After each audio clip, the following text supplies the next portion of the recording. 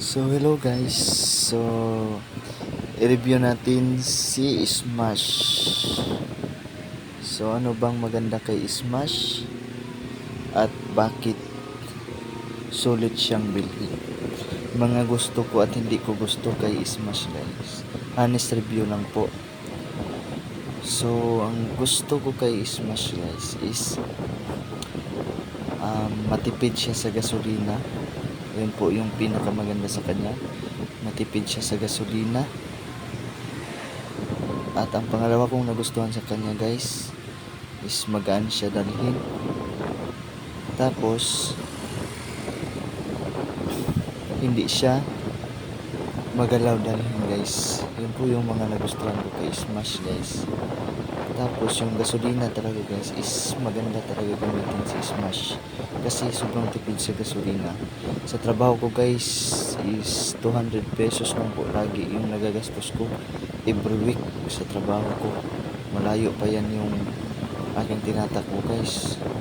Sa isang week lang is nakakagastos na ako ng 200. Yun po yung nagustuhan ko sa kanya is matipid siya sa gasolina.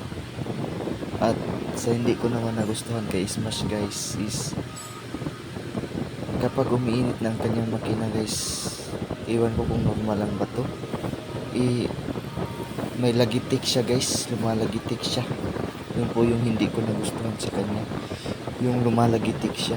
Iwan ko lang guys kung ano kaya yan, pero pinatingin ko na sa mekaniko. Sabi ng mekaniko is natural lang daw yan, ganyang lagitik.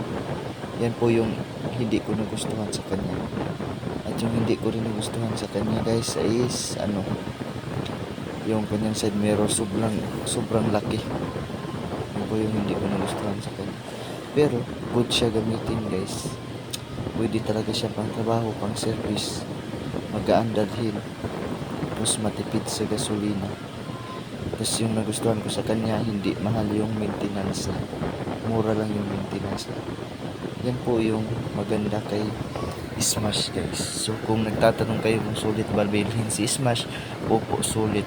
Bukod sa maganda ang tindig, matipid sa gasolina, at hindi magasto sa maintenance kasi mura lang yung maintenance guys. So yun lang po guys, salamat.